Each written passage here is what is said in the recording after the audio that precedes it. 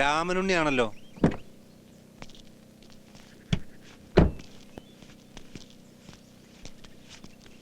വാ രാമനുണ്ണി വാ. അങ്ങനെ നീ തിരിച്ചിങ്ങ് വന്നു. കളി മുടക്കണ്ട, നടക്കട്ടെ. ഏയ്, നീ വന്ന പിന്നെ എന്ത് കളി? ഇരിക്കേ. കളി കാര്യമാക്കാൻ ആരെങ്കിലും വരുമോന്ന് കാത്തിരിക്കായിരുന്നു ഞങ്ങള്. വലിയ ആളുകളെ നമ്മൾ അങ്ങോട്ട് ചെന്ന് കാണണമല്ലോ. അതാണ് നിന്റെ രീതി. ഞാൻ പക്ഷെ വലിയ ആളുകളെ എൻ്റെ അടുത്തേക്ക് വരുത്താറാ പതിവ്.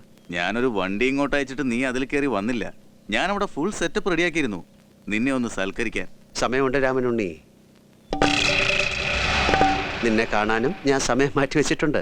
ആ, നീ ഈ വരവില് ഈ വീടും പറമ്പും വിൽക്കാന്നൊരു ന്യൂസ് ഉണ്ട് നാട്ടില്. ഇനി ഇങ്ങോട്ടില്ലാന്ന്. ശരിയാ? ആ, ചെട്ടിയാര് എൻ്റെ ഫ്രണ്ടാ. ഇയാൾക്ക് താല്പര്യമുണ്ട്. ഞാൻ ഈ വീടും പറമ്പും ആർക്കെങ്കിലും കൊടുക്കും. വില മേടിച്ചിട്ടല്ല, ദാനം, ഇഷ്ടദാനം കൊടുക്കും. അതിന് സമയമുണ്ട്. ചെട്ടിയാരെ ഒന്ന് വെയിറ്റ് ചെയ്തൂടെ? വേറെ എന്തൊക്കെയുണ്ട് ന്യൂസ് നാട്ടില്? വേറെ എന്താടോ, ഞങ്ങളൊക്കെ ഇങ്ങനെ കഴിഞ്ഞു കൂടുന്നു അല്ലേ ശ്രീധരേട്ടാ? ഞങ്ങളൊക്കെ നല്ല സുഖത്തിലാണ് കഴിയണേ. തൻ്റെ കാര്യം ബുദ്ധിമുട്ടിലാണോന്നറിയില്ല. ആ, പഴയ കേസിന്റെ കാര്യങ്ങളൊക്കെ അറിഞ്ഞില്ലേ? പഴയ കേസിൽ 1 വർഷം ജയിലിൽ കിടന്ന് ശിക്ഷ അനുഭവിച്ചില്ലേ? എന്താ പുതുതായിട്ടറിയാൻ? അതല്ലടോ നിന്റെ ലൈൻ ഇന്ദു. മറ്റൊരാളിന്റെ ഭാര്യയുടെ കാര്യങ്ങൾ ഞാൻ അന്വേഷിക്കുന്നത് അതത്ര നല്ലതല്ലല്ലോ രാമനുണ്ണി. ആകെ കടത്തിൽ മുങ്ങിയിരിക്കുക. കിടപ്പാടം വരെ പോണമട്ടാ കാണണേ.